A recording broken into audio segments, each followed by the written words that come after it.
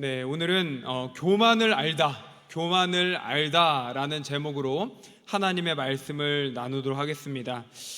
저는 어렸을 때부터 운동을 상당히 배우고 싶어 했습니다. 태권도, 합기도, 유도 이런 여러 운동을 좀 배우기를 상당히 원했었는데 부모님께서는 허락을 하지 않으셨어요. 왜 허락을 안 하셨냐면 제가 운동을 하면은 이 스스로의 몸을 지키기보다는 이거를 다른 곳에 사용을 할까봐 이걸 저한테 허락을 해주지 않으셨습니다. 그러다 이제 신대원에 들어가게 됐을 때 갑자기 그 운동을 하고 싶은 마음이 또 불일 듯 일어나게 된 겁니다. 그래서 바로 집 앞에 있는 이 복싱 체육관에 등록을 했습니다. 이 결혼을 했으니까 더 이상 이제 부모님께서 해라 마라 한들 제가 들을 것 같지도 않고요. 그리고 이제 아내한테는 다이어트를 해야 합니다 했더니 바로 오케이를 해주더라고요. 너무나 기다렸던 배움이어서 그런지 하루도 빠짐없이 동일한 시간에 체육관에 갔었습니다. 게다가 오전에 가다 보니까 이 사람들도 별로 없고 관장님께서 특별히 이제 집중해서 저를 막 교육을 해주셨죠.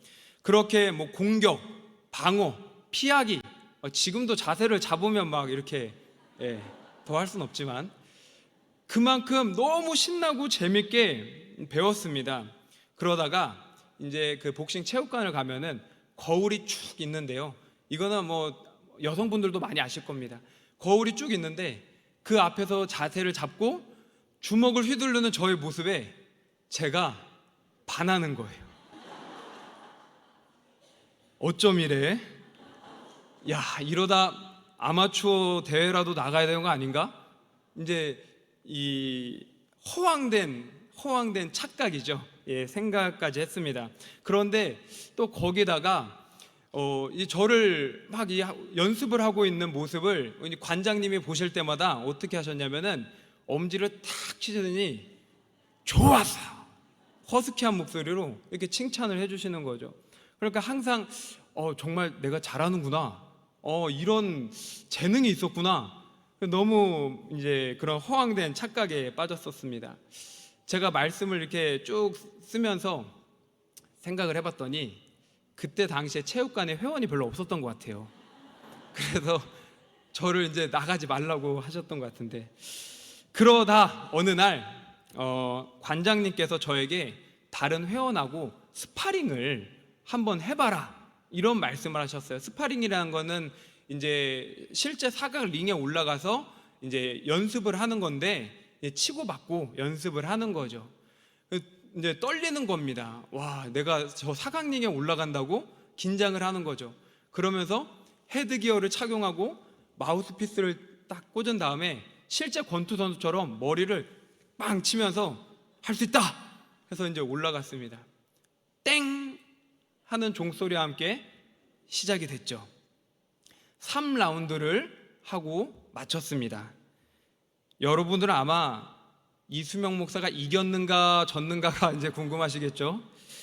제가 집에 돌아온 후에 아내가 외초로 이제 다시 돌아왔는데요. 아내가 이렇게 저에게 말을 합니다. 오빠, 왜 벌써 자? 지금 3시밖에 안 됐는데 왜 불을 끄고 있어? 딱 이렇게 말을 하는 거죠. 그래서 제가 나지막한 목소리로 이렇게 말했습니다. 불 켜지 마.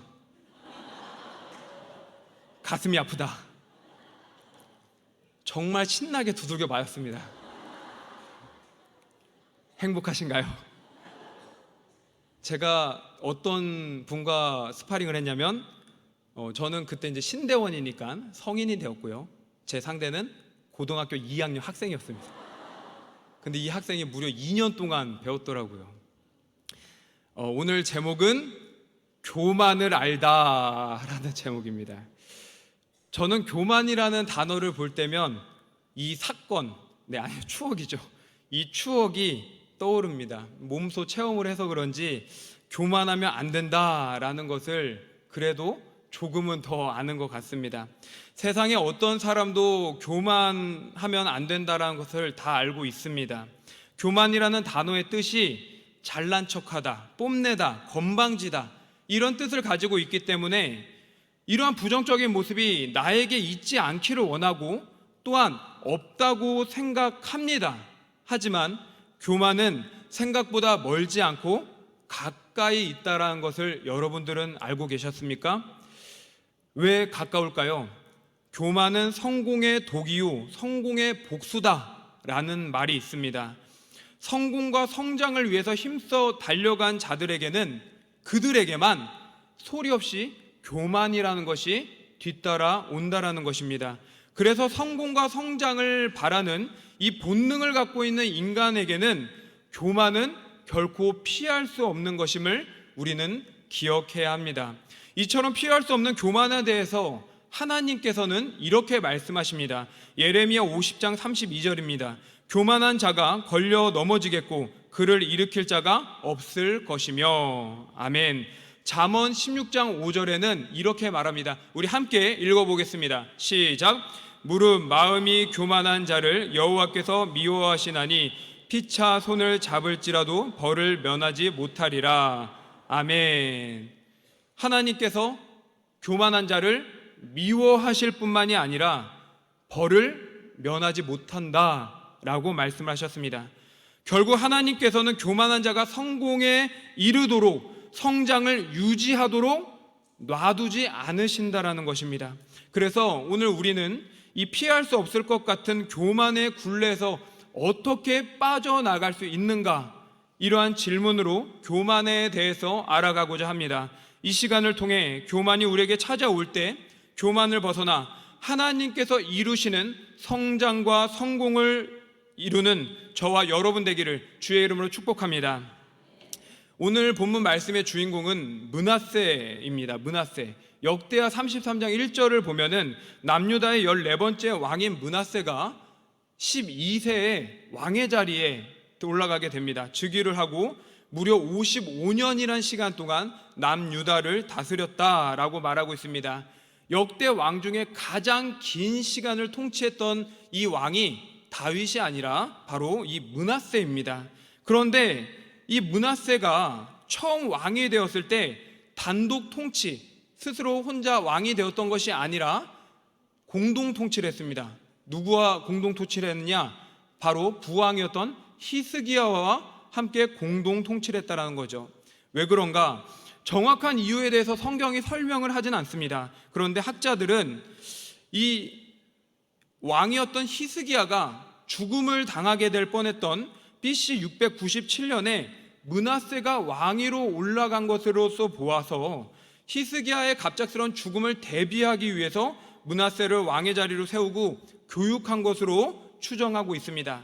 그런데 이 공동 통치 기간에 무슨 일이 있었던 것인지 상당히 아이러니한 부분이 나옵니다. 므낫세는 왕족입니다. 그리고 남유다는 하나님을 믿음으로써 세워진 나라입니다. 그래서 남유다의 역사에 대해서 배우게 됐을 때는 하나님의 역사임을 알 수밖에 없는 것이죠. 또한 아버지 히스기야가 죽음을 당할 뻔했을 때 하나님께 간절히 기도해서 15년이라는 그 생명을 연장받게 된 것처럼 분명히 아들도 그것을 알았다라는 것이죠. 그런데 놀라운 사실은 무엇이냐? 33장 2절에 이런 말씀이 있습니다. 여호와 보시기에 악을 행하여 여호와께서 이스라엘 자손 앞에서 쫓아내신 이방 사람들의 가증한 일을 본받아. 아멘. 므낫세가 악하다라는 겁니다. 얼마나 악했는가 하면은 이 성경학자들은 므낫세에 대해서 그는 우상 백화점 사장이다 라고까지 표현을 했습니다. 분명 히스기야는 다윗 다음으로서 하나님께 인정받을 만한 왕이었습니다. 신분주의를 기반으로 나라를 세웠기 때문에 그는 충분히 하나님께 칭찬과 인정을 받았습니다. 그런 아버지로부터 아들이 낳는다면 당연히 하나님을 의지할 것 같은데 이 므낫세는 하나님으로 향하는 길에서 탈선하게 됩니다. 참 생각해 볼 만한 말씀인 것 같습니다. 제가 이 말씀을 찾아보면서 묵상하면서 왜 므낫세가 탈선을 하게 됐을까 생각했을 때 이런 결론을 내렸습니다. 아버지의 말과 행동이 같지 않았기 때문이다. 히스기야가 15년이라는 생명 연장을 받았을 때 그는 이제 살았구나로 끝나는 것이 아닙니다.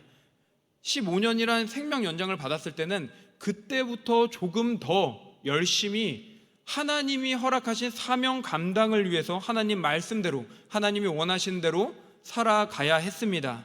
그런데 히스기야가 병문안 온 바벨론의 왕 브로닥 발라단 앞에서 어처구니 없는 일을 한다라는 것이죠. 분명히 여러분, 병문안을 오게 되면 어떤 이야기를 해야 될까요? 내가 환자고 누군가 병문안을 오면은 내가 이런 병에 걸렸고 이렇게 아팠고 이렇게 힘들었는데 이런 약을 통해서 어떤 의술을 통해서 고쳐졌다. 이것이 병문안에서 나눠야 될 대화입니다. 그렇다면 히스기야는 어떤 말을 해야 될까요? 하나님께서 나를 살려주셨다. 하나님은 전능하시다. 그러니 당신들도 우상을 버리고 하나님을 믿어야 한다. 할렐루야.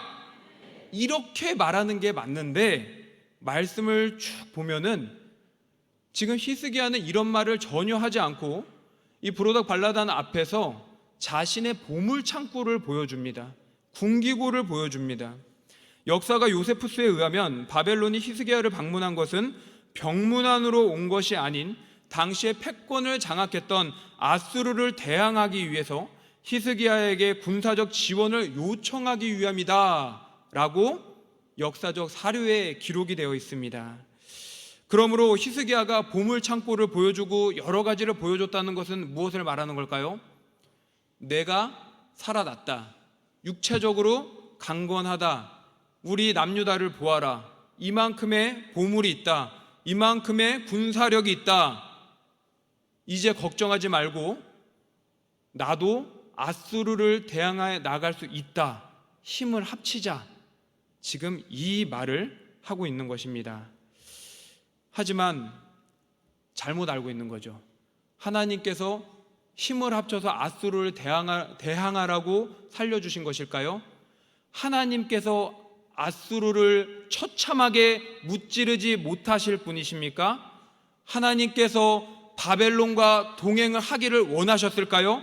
그 이방 우상 종족들과? 그렇지 않다라는 것입니다. 전능하신 하나님을 의지하지 않고 교만한 자의 어리석음을 가졌던 히스기야의 모습이었다라는 것이죠. 하지만 여기서 더 중요한 것은 무엇이냐? 이것을 보았습니다. 이것을 들었습니다. 누가 보았고 누가 들었을까요? 무엇이 옳고 그른지 분별하기 어린 므낫세가 그것을 보고 들었던 것입니다. 사랑하는 성도 여러분, 자녀들은 부모의 말을 듣지 않는다라는 진리가 있습니다. 저희 집에 2명의 자녀가 있는데요, 진리는 틀리지 않습니다. 그런데 그 시작점은 부모가 될 수가 있습니다. 히스기야의 교만은 그대로 아들 므낫세에게 전달되었고 하나님을 의지하기보다 패권을 장악했던 그 아수르를 쳐부시기 위해 바벨론을 선택하게 됩니다. 당시 아수르 제국에는 21개의 봉신국이 있었습니다. 남유다도 거기에 속해 있었습니다. 그렇기에 이제 므낫세는 생각을 합니다. 정치적으로나 경제적으로 힘을 얻어야 되겠다. 이렇게 봉신국으로 살 수가 없다. 그러니 어떤 선택을 합니까? 이방 나라에서 좋다고 소문 들려온 건 모두 다 들여옵니다. 하나님만이 유일신이라는 기초 가운데 세워진 나라, 이 남유다를 우상 백화점으로 만듭니다. 아버지 히스기야가 버린 산당, 그것을 다시 세웁니다. 바알과 아세라 목상을 만들고 하늘의 일월 성신, 해달 별을 신격화해서 섬기기 시작합니다. 하나님께서 가장 싫어하는 것이 우상 숭배인데 하나님께서 세워주신 나라, 그 나라의 대표, 하나님의 대리자인 이 왕이 하나님을 믿지 않고 우상 숭배하는 데 앞장서고 있다는 것이죠. 그리고 그는 하나님의 성전을 더럽힙니다. 하나님을 향해 제사 드리는 곳 중에 2곳에 우상 제단을 쌓음으로써 이 영적으로 더러움을 보여주고 있다는 것이죠. 게다가 어린 자녀들을 불태워 신에게 드리는 인신 제사를 했고요, 점술, 사술, 요술 등을 행했으며 신접한 자와 박수를 신임했다라고 말씀하고 있습니다. 하나님을 믿는 나라의 왕이라면은 하나님의 말씀을 전하는 선지자를 신임해야 되는데 지금 무당을 신임하고 있다라는 것입니다. 여러분, 어쩌면요, 하나님을 믿지 않는 세상 사람들에게 있어서는 이것이 정말로 탁월한 방법이 아닐 수 없습니다. 왜 그렇습니까? 봉신국입니다. 약소국입니다. 살아남기 위해서 이 나라를 부유하고 강건하게 만들려면은 이것저것 필요한 것을 다 가지고 오는 것이 결코 틀리지 않다라는 것이죠. 그리고 이렇게 이방의 문화와 문물을 가져오니 정치적으로도 큰 도움이 됐을 거라는 것이죠. 그러나 이 므낫세가 간과했던 것이 무엇입니까? 남유다는 하나님의 나라라는 것이죠. 남유다 백성은 하나님의 백성이라는 것입니다. 하나님께서 처음부터 마지막까지 함께 하시겠다라는 그 약속하신 그런 나라인데, 왕이 하늘의 가치가 아닌 세상의 가치에 매여 있으니 이 더러움이 많은 백성들에게 너무나 쉽게 오염이 되었다라는 것입니다. 역대하 33장 9절에 이렇게 말을 합니다. 유다와 예루살렘 주민이 므낫세의 꾀임을 받고 악을 행한 것이 여호와께서 이스라엘 자손 앞에서 멸하신 모든 나라보다 더욱 심하였더라. 아멘. 그럼에도 불구하고 우리 주님은 어떤 분이십니까? 사랑의 하나님이실 줄로 믿으시기 바랍니다. 멸망의 길로 가는 자녀를 그대로 놓지 않으시고 포기하지 않으십니다. 10절 말씀을 우리 함께 읽어보겠습니다. 시작. 여호와께서 므낫세와 그의 백성에게 이르셨으나 그들이 듣지 아니하므로. 아멘. 주님은 끝까지 쫓아가시고 므낫세는 끝까지 도망가고 있습니다. 사랑하는 성도 여러분, 교만이라는 것이 정점에 오르게 되면은 나타나는 현상이 있습니다. 그것이 무엇이냐? C.S. 루이스는 교만을 영적인 암이다 라고 말을 했습니다. 여러분, 암이 생기면은 어떤 일들이 나타납니까? 몸이 제 기능을 발휘하지 못하게 됩니다. 그리고 암이 퍼지고 전이가 되면은 기관이 망가질 뿐만이 아니라 생명까지 앗아가게 됩니다. 교만한 자는 영적인 암에 걸렸기에 들어야 할 것을 듣지 못하고 보아야 할 것을 보지 못하고 당연히 판단해야 될 것을 판단하지 못하게 됩니다. 모든 기능이 차단되어서 제 기능을 발휘하지 못하게 되는 것이죠. 므낫세는 영적인 암, 사기에 걸려 들게 된 겁니다. 영적 청력이 상실되어서 하나님의 음성을 듣지 못했고 영적 시력이 망가져서 하나님의 일하심을 보지 못했습니다. 그랬더니 하나님께서는 최후의 방법으로 아수르를 도구로 사용하셔서 므낫세를 고치려고 하십니다. 11절 말씀인데요, 이렇습니다. 여호와께서 아수르 왕의 군대 지휘관들이 와서 치게 하심에 그들이 므낫세를 사로잡고 쇠사슬로 결박하여 바벨론으로 끌고 간지라. 아멘. 분명히 아수르의 봉신국이면은 우호국이고 같은 동맹국인데 지금 말씀을 보면은 아수르 왕이 끌고 갔다라고 말을 하고 있습니다. 역사에 의하면 BC 667년 아수르가 이집트를 공격하게 됩니다. 그런데 이때 므낫세가 이집트를 물질적으로 도왔다라는 내용이 있습니다. 친아수르였지만 봉신국이어서 그랬는지 독립을 희망해서 그랬던 것인지 므낫세는 아수르를 알게 모르게 배신을 합니다. 결국엔 이것이 화근이 되어서 아수르가 점령했던 바벨론으로 므낫세를 왕임에도 불구하고 포로로 끌고 갔다라는 것이죠. 이제 12절부터 하나님의 기가 막힌 신묘막측하신 역사, 반전의 역사가 시작이 됩니다. 우리 12절 말씀을 함께 읽어보겠습니다. 시작. 그가 환난을 당하여 그의 하나님 여호와께 간구하고 그의 조상들의 하나님 앞에 크게 겸손하여. 아멘. 여러분, 스라의 자녀들이 교회를 가기 싫어하는 때가 있습니다. 나이가 들고 청소년에서 청년이 되고 그리고 장년이 되었을 때도 자녀들이 교회를 가기 싫어할 때가 있습니다. 부담스러워합니다. 어려워합니다. 말씀을 읽으라 해도 말씀을 읽지 않고 기도를 하라고 해도 하지 않습니다. 그러나 우리는 포기해서는 안 됩니다.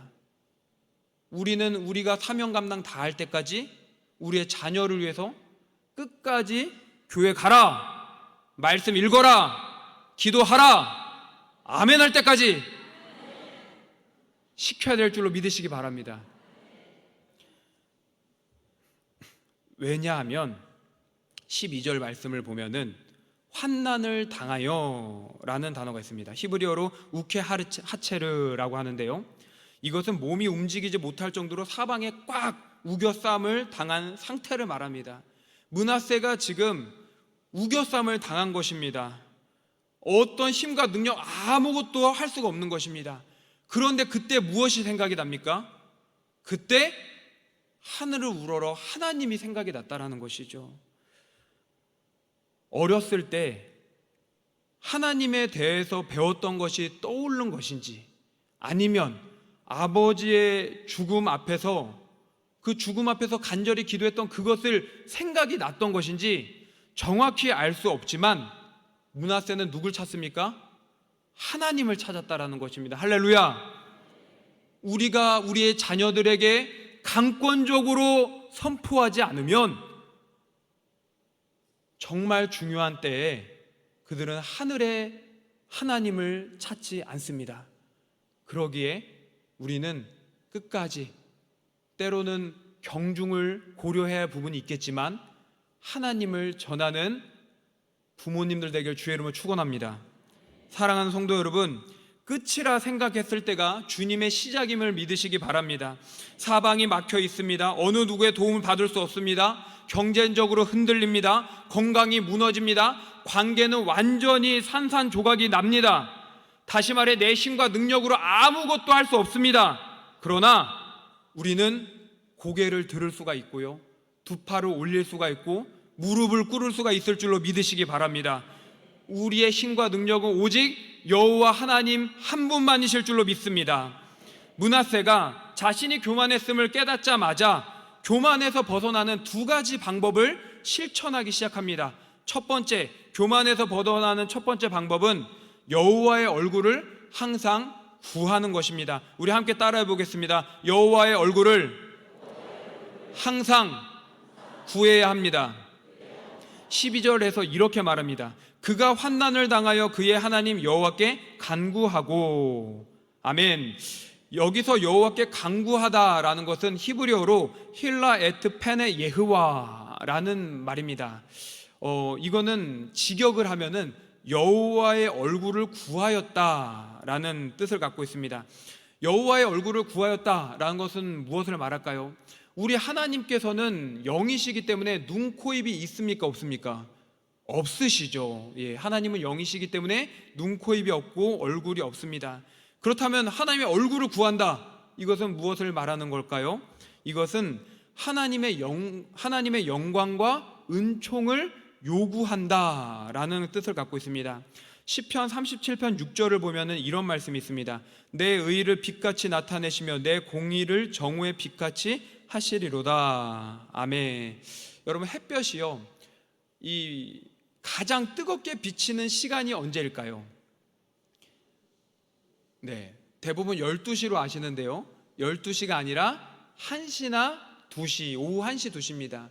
네, 머리 꼭대기에 햇볕이 있으니까 그때는 이 나라를 지키는 군인들도 훈련을 하지 않습니다. 국가의 재산이 낭비될 수 있거든요. 그래서 너무 뜨거운 그 날, 제가 이 말을 왜 하냐면 아까 말씀드렸던 시편 37편 6절에 내 공의를 정오의 빛같이 하시리로다, 이 말씀이 바로 이걸 말하는 겁니다. 하늘에서 1시, 2시에 쪄 내리는 햇볕이 빈틈없이 내 머리끝부터 발끝까지 모든 곳을 다 감싸 안는 것입니다. 하나님의 영광과 은혜가 이렇게 완벽히 감싸 안게 될 때 교만은 우리를 따라오지 못함을 믿으시기 바랍니다.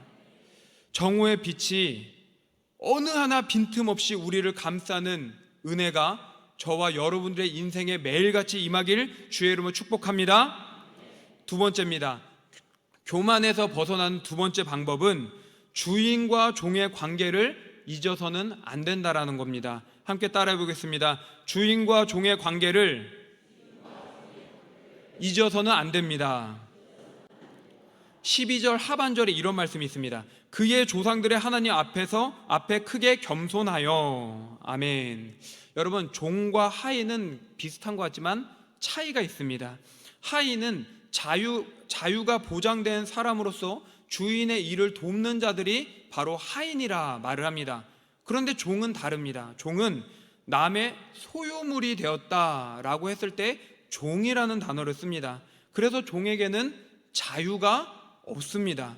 인간으로서의 기본적인 권리나 자유가 상실된 사람을 종이다라고 말을 하죠. 이런 점에 있어서 성도는 하나님의 종임을 믿으시기 바랍니다. 인간은 피조물이기 때문에 창조주 되신 하나님 앞에서 어느 것 하나 내세울 수 있는 권리나 자유가 결코 없습니다. 그럼에도 불구하고 하나님은 이 종된 우리에게 무엇을 선물해 주셨습니까? 내가 해결할 수 없는 죄의 문제를 예수 그리스도의 대속 사역을 통해서 해결해 주셨을 뿐만이 아니라 영원한 생명이라는 것을 선물로 허락해 주셨음을 믿으시기 바랍니다. 그래서 우리는 그 은혜에 감사하여서 종으로서 살아가는 것이죠. 하지만 이것은 세상의 일반적인 종이 아닙니다.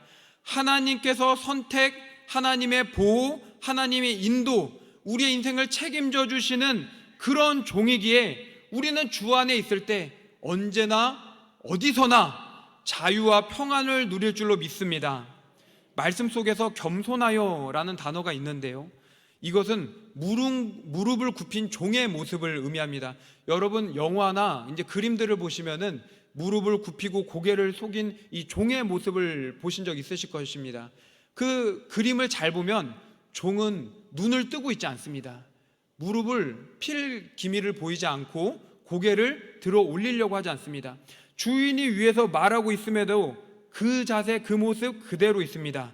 왜 그렇습니까? 오직 당신의 말에 순종하겠다라는 그런 모습을 보여주고 있는 것입니다.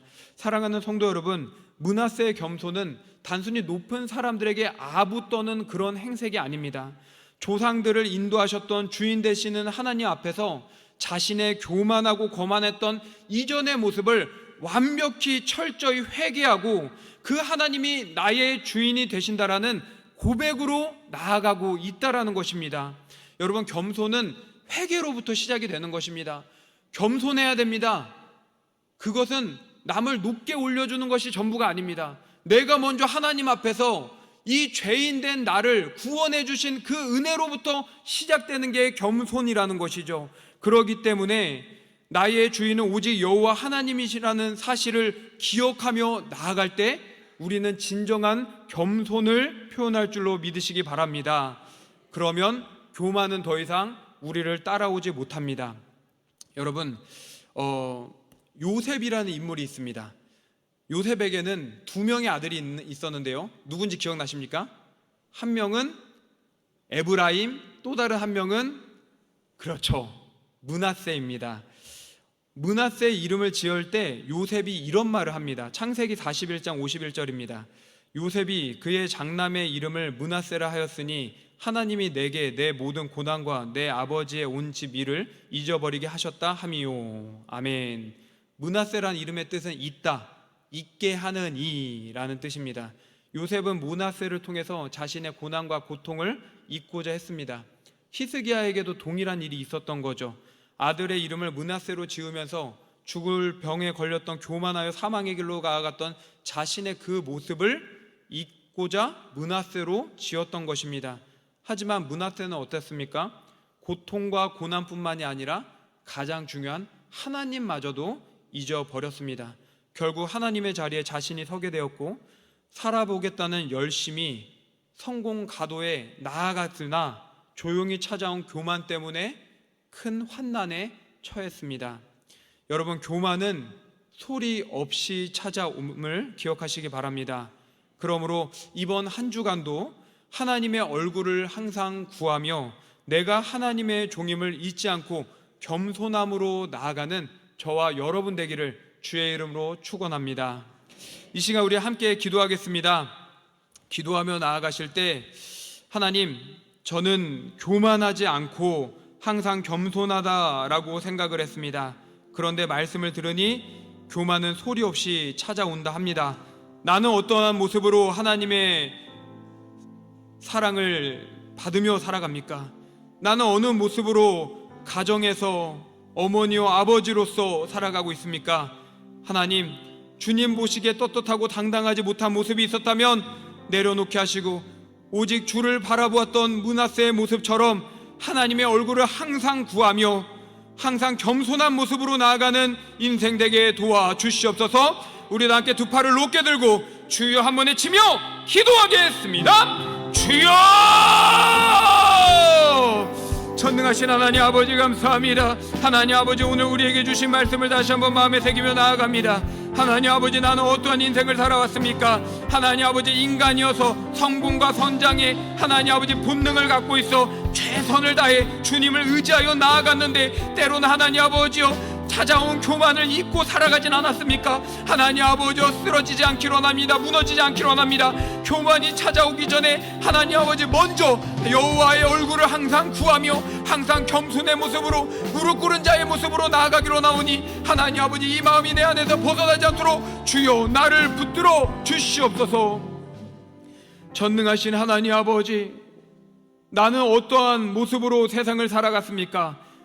나의 자녀 앞에서, 가정 안에서, 직장 앞에서, 생업 앞에서 항상 성공과 성장을 위해서 주를 향해 부르짖으며 나아갔는데 때로는 조용히 찾아온 교만을 보지 못하면서 살아가진 않았는지 다시금 회개하며 나아갑니다. 하나님, 항상 여호와의 얼굴을 구하는 인생 되게 도와주시옵소서. 항상 주인이 아닌 종으로서 무릎 꿇어 회개하는 인생을 되게 도와주시옵소서. 그로 하여금 주님이 바라시는 성공과 성장을 통하여서 영원히 하나님의 나라와 하나님께 영광 올리는 귀하고 복된 왕성의 권속들 될 수 있도록 주여 붙들어 주시옵소서. 함께하여 주실 줄로 믿으며 예수님의 이름으로 기도드립니다.